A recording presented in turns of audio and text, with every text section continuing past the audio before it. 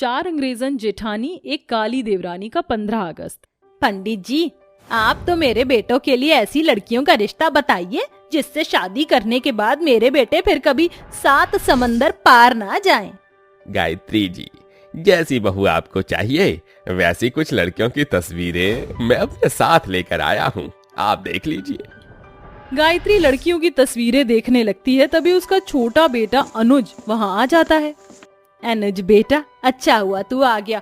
जल्दी से तस्वीर देखकर बता, तेरे भाइयों के साथ इनकी जोड़ी अच्छी लगेगी। मगर मम्मी, आपको नहीं लगता आप ये सब करने में जल्दबाजी कर रही हैं? भैया पिछले 7 सालों से यूएस में रह रहे हैं। कल मेरे चारों भाई यूएस से वापस आने वाले हैं, उसके बाद उनसे शादी की बात करना। पंडित जी, मेरे बेटे के आने तक ये रिश्ते पेंडिंग में रख दीजिए। उसके बाद गायत्री और अनुज खा पी कर सो जाते हैं।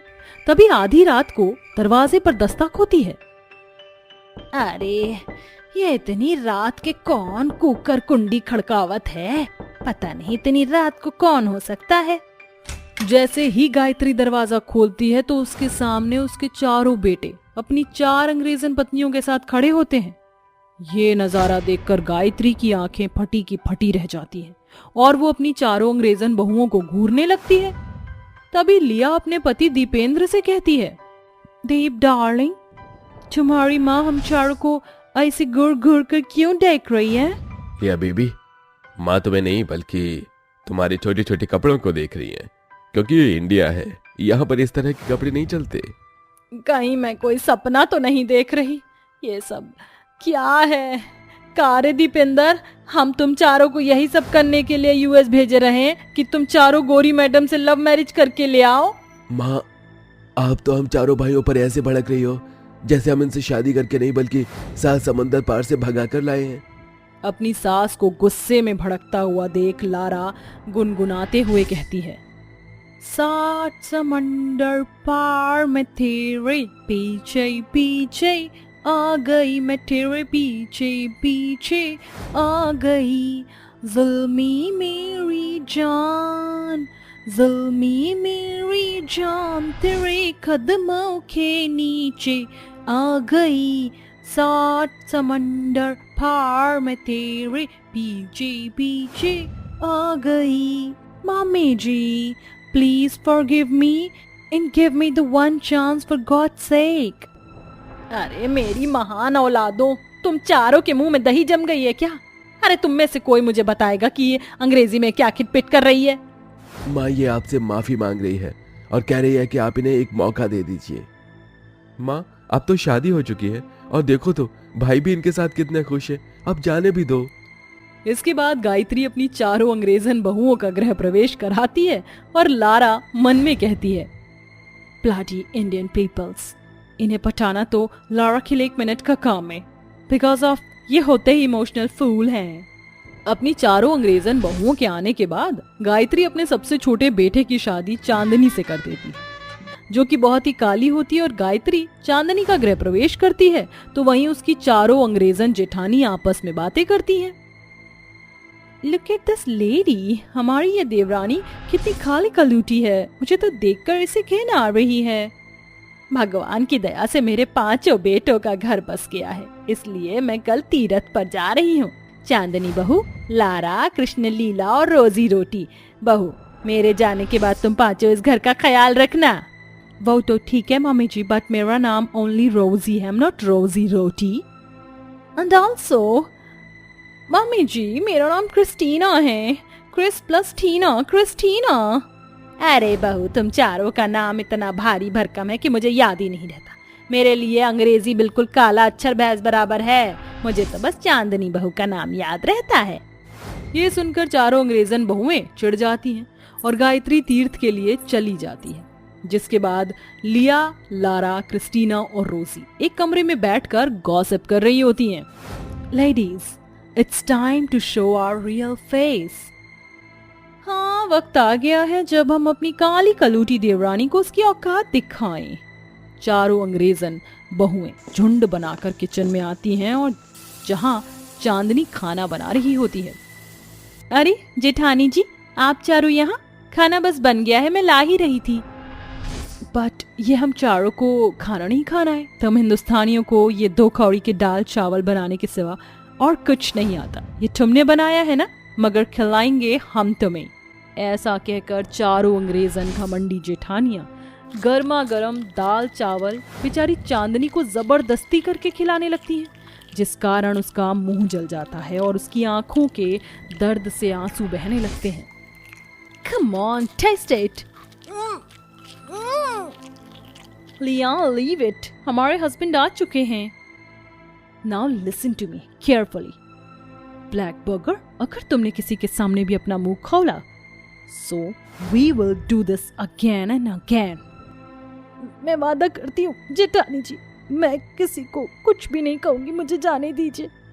इसी तरह से वक्त बीतता है। काले होने की वजह से चांदनी को अपनी चारों अंग्रेजन जेठानियों के जुल्म सहने पड़ते हैं। अब 15 अगस्त आने वाला होता है। चांदनी, क्या बात है, मैं देख रहा हूँ पिछले कुछ दिनों से तुम बहुत ही खोई खोई सी रहती हो। भाभीयों का बर्ताव तुम्हारे साथ ठीक तो है ना?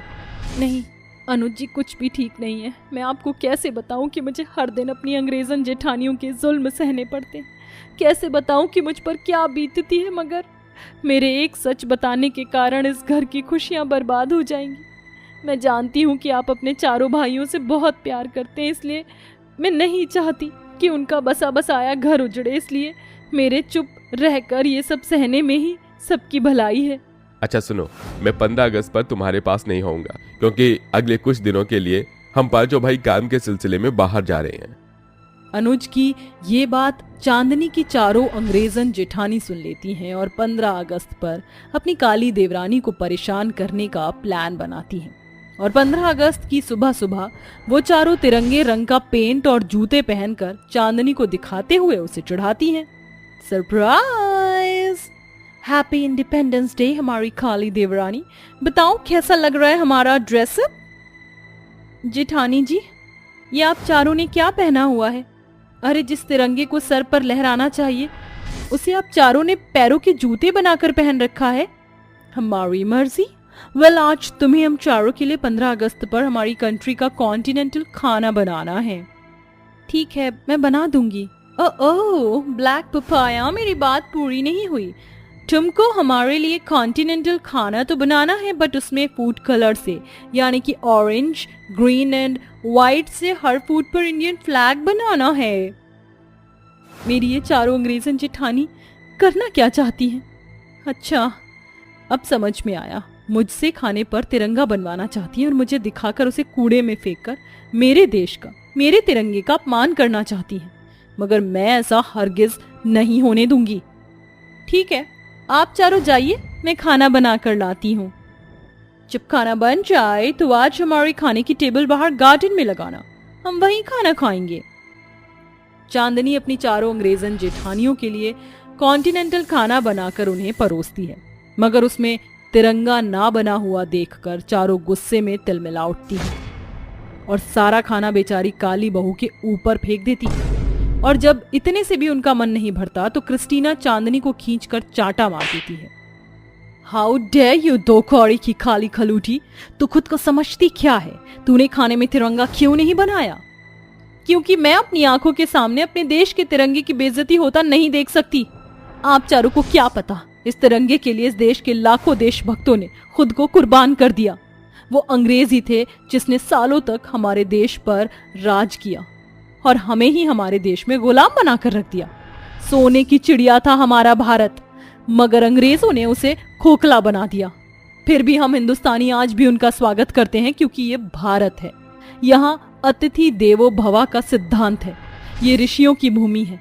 15 अगस्त 1947 को इस देश का हर हिस्सा स्वतंत्र सेनानियों ने अपने खून देकर खरीदा है। मगर 15 अगस्त का अर्थ आप चारों को क्या पता? इस देश की होती तो पता चलता।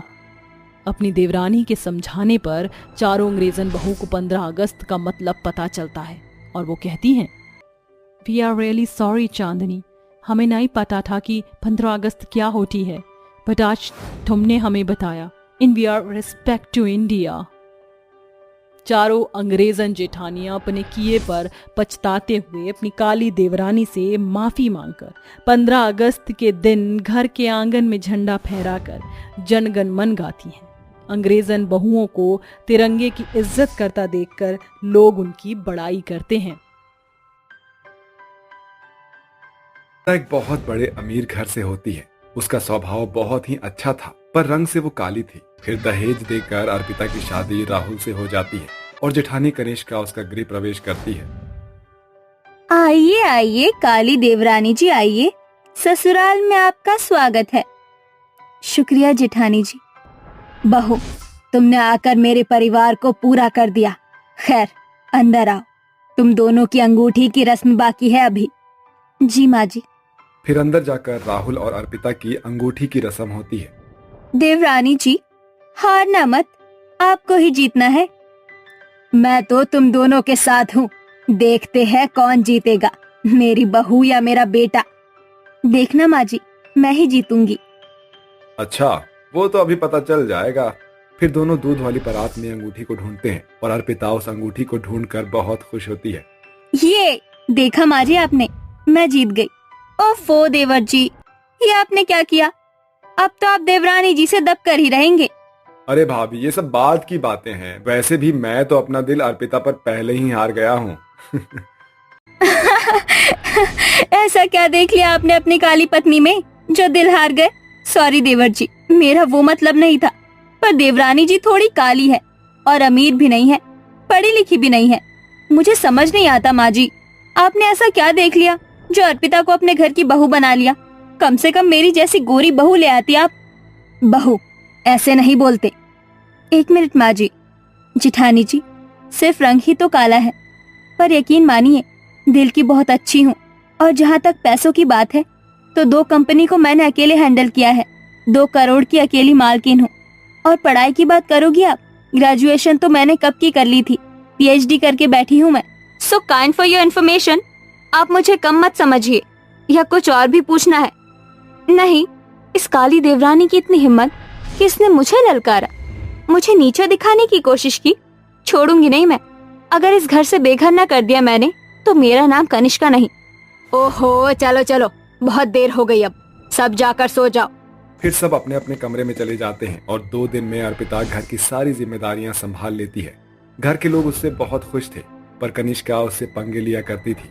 1 महीना बीत जाता है और 15 अगस्त की सुबह सुबह अर्पिता राहुल से कहती है, राहुल जी, आपको तो पता है ना, आज 15 अगस्त है। आज के दिन ना मैं बहुत पतंग उड़ाती हूँ और मैं NGO भी जाती हूँ। क्या आप मेरे साथ चलेंगे बच्चों को पतंग और चीज बांटने? हाँ चलूंगा, तुम्हारे लिए तो मैं सब कुछ करने के लिए तैयार हूँ जाने मन। फिर दोनों पति पत्नी ढेर सारी रंग बिरंगी पतंग, चॉकलेट, तिरंगे और खाने की चीज लेकर गली मोहल्ले में छोटे छोटे बच्चों को बांट देते हैं और फिर NGO जाकर बच्चों को देते हैं। अरे शिवाय, तुम कैसे हो? देखो, मैं तुम्हारी पसंदीदा छोटे भीम की पतंग लेकर आई हूँ और फेवरेट चॉकलेट भी। थैंक यू दीदी, आप बहुत अच्छी हैं। हमेशा आप मेरे लिए लाती हैं। मैंने भी आपके लिए अपने हाथ से पतंग बनाई है, ये देखिए। अरे, पहले तुमने मेरा स्केच बनाया और इसी की पतंग बना दी। Very good. हाँ दीदी, इनसे आपकी शादी हुई है। हेलो भैया। हेलो बेटा, आप बहुत स्वीट हो। अर्पिता, हमें घर के लिए देर हो रही है, घर पर भी तो पतंग उड़ानी है ना? हाँ बिल्कुल। आप सभी को मेरे और राहुल की तरफ से स्वतंत्रता दिवस की बहुत बहुत शुभकामनाएं। और हाँ, किसी को भी झंडे का अपमान मत करने देना, जमीन पर बिल्कुल नहीं गिरना चाहिए। ऐसा कहकर दोनों घर आ जाते हैं। फिर सब मिलकर छत पर पतंग उड़ाते हैं। आइए आइए काली देवरानी जी, मेरे साथ पेच लड़ा लीजिए, हो जाए 3-3 सेट। हाँ बिल्कुल बिल्कुल जेठानी जी, मैं इसमें बहुत माहिर हूँ। ये गई मेरी पतंग। ये देवरानी जी समझते क्या है खुद को, अभी बताती हूँ इसे। और फिर दोनों अपनी पतंग उड़ाते उड़ाते भी लड़ते हैं और 2 बार अर्पिता की पतंग कट जाती है। तो ये है काली देवरानी जी आपकी कला। 2 बार पतंग काट दी मैंने आपकी। कोई बात नहीं, अभी एक और सेट बाकी है और आप पक्का हारोगी। और फिर अर्पिता अपनी जेठानी की पतंग काट देती है, जिससे उसका मुंह फूल जाता है। दिन गुजरते हैं। एक दिन काली देवरानी अपने पति और माता पिता के साथ बाहर घूमने जाती है कि तभी कार दुर्घटना में उसका पति अपाहिज हो जाता है और माता पिता चल बसते हैं। इस बात से अर्पिता को बहुत गहरी चोट पहुंचती है। वहीं रेशमा रोज अपने अपाहिज बेटे को देखकर अर्पिता को कोसने लगती है। ऐसे ही एक शाम जब अर्पिता सास को चाय देती है तो वो चाय फेंक देती है। दूर हो जा, मुझे नहीं पीने तेरे हाथ की चाय, मनहूस कहीं की। तेरी वजह से मेरा बेटा आज अपाहिज है और अपने पैरों पर खड़ा नहीं है। कितना लाचार महसूस करता है मेरा बेटा। तेरा ही प्लान था ना बाहर घूमने का, देख क्या हुआ। अपने माँ बाप को तो खा गई, मेरे बेटे को भी ले डूबी। माँ जी प्लीज प्लीज, मैं आपके आगे हाथ जोड़ती हूँ, ऐसा मत कहिए। मैंने अपने माता पिता को खोया है, मैं ऐसा क्यों चाहूंगी भला। और राहुल से तो मैं बहुत प्यार करती हूँ। मुझे नहीं पता था कि मेरा एक सही फैसला गलत हो जाएगा। चुप कर और चली जा यहाँ से। माँ ऐसा क्यों कहती हो? ये सब अर्पिता ने जानबूझकर थोड़ी ना किया है। विधि का विधान होता है, कभी भी कुछ भी घटित हो सकता है। चुप कर तू, इसकी जुबान मत बोल। फिर कनिष्का आग में घी डालने का काम करती है। धीरे धीरे घर में अपना कब्जा करने लगती है। अर्पिता के काम को बिगाड़ कर रेशमा से उसे सुनवाती है और प्रॉपर्टी के कागज अपने नाम करके एक दिन हाथ पकड़कर घर से बाहर कर देती है। जेठानी जी, ये आप क्या कर रही हैं? हमारा सामान घर से बाहर क्यों कर रही हो? मेरा ऐसे हाथ पकड़ने का क्या मतलब है? अरे भैया जी, अपनी पत्नी के साथ खड़े हो जाइए। मैंने आप दोनों को इस घर से हमेशा के लिए निकाल दिया है। आप ऐसा नहीं कर सकते, इसमें माँ जी का हिस्सा है। कानूनी तौर पर कर सकती हूँ, मुझे पूरा पूरा हक है, क्योंकि ये सारी प्रॉपर्टी मेरे नाम पर है। माँ जी से मैंने धोखे से साइन करवा लिया है और अब तुम दोनों को यहाँ से जाना पड़ेगा। 2 करोड़ की मालकिन होना, चलो अपना बिजनेस बाहर करो। भाभी आपने ठीक नहीं किया। माँ कुछ तो कहिए आप। माँ जी, आपने इनका पक्ष लेने की कोशिश की तो आपको भी इस घर से बाहर कर दूंगी। ये सुनकर रेशमा की आंखों से आंसू छलक आते हैं और ना चाहते हुए भी उसे दरवाजा बंद करना पड़ता है। फिर अर्पिता व्हील चेयर पर अपने पति और कंधे पर सामान लेकर इधर उधर भटकने लगती है और फिर उसे पानी पिलाती है। अब क्या होगा अर्पिता? मुझे तो कुछ भी समझ में नहीं आ रहा है। तुम अपने घर क्यों नहीं चल रही हो? नहीं राहुल जी, मैं वहाँ नहीं जा सकती। मम्मी पापा के जाने के बाद उनकी सारी प्रॉपर्टी एनजीओ में चली गई है, जिस पर मेरा कोई हक नहीं है। हम खाली हाथ हैं। मेरे पास एक अंगूठी है, मैं उसे बेचकर किराए पर एक कमरा ले लेती हूँ। पर मैंने सोचा है बचे हुए पैसों से मैं रंग बिरंगे कागज लेकर पतंग बनाकर बेचूंगी।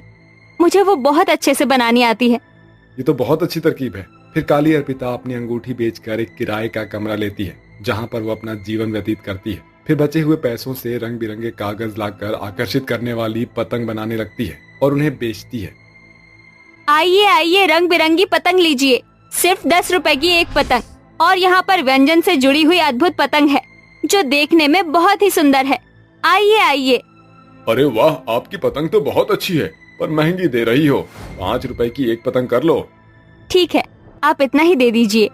फिर अर्पिता कुछ पतंग घाटे में बेच देती है और कुछ बेचती ही नहीं है। 2 महीने उसे बहुत घाटा होता है। फिर मकर संक्रांति के अवसर पर भी कुछ लोग पतंग उड़ाते हैं, जिससे उसकी पतंग फिर से धीरे धीरे बिकने लगती है और उसके घर की स्थिति सुधरने लग जाती है। और अर्पिता की पतंगों की डिमांड मार्केट में बहुत ज्यादा बढ़ जाती है। वो लाखों रुपए में पतंगों की सप्लाई करती थी, जिससे वो अमीर हो जाती है। वहीं दूसरी ओर कनिष्का का पति धीरे धीरे जुआ खेलने लग जाता है, जिसकी लत से घर बर्बाद हो जाता है और वो लोग रोड पर आ जाते हैं। फिर एक दिन भीख मांगते मांगते कनिष्का और उसका पति उसके बड़े से पतंग के स्टोर के बाहर होते हैं। अरे मैडम जी, थोड़े से पैसे दे दीजिए। 2-4 दिन से कुछ खाया नहीं है, न मैंने न मेरी माँ जी ने। जेठानी जी और माँ जी, आप सबकी क्या हालत हो गई। अर्पिता, मुझे माफ कर दो, मैंने तुम्हारे साथ बहुत गलत किया है। उसी का फल मुझे ऐसे मिला है। मेरे पति की भी बुद्धि भ्रष्ट हो गई, जो ऐसा हो गया। माफ कर दो। बहू, मुझे भी माफ कर दे, मैं उस वक्त तेरा साथ नहीं दे सकी। उठिए आप सब, माफी मांगने की कोई जरूरत नहीं है। मैं आपको इस तरह से नहीं रहने दूंगी। मेरे साथ मेरे घर चलिए। हाँ हाँ, आप सब आइए ना। इस तरह घमंडी जेठानी को अपने किए का सबक मिल जाता है और काली देवरानी बड़ा दिल करके सबको अपने नए घर में रखती है और सब खुशी खुशी रहने लगते हैं।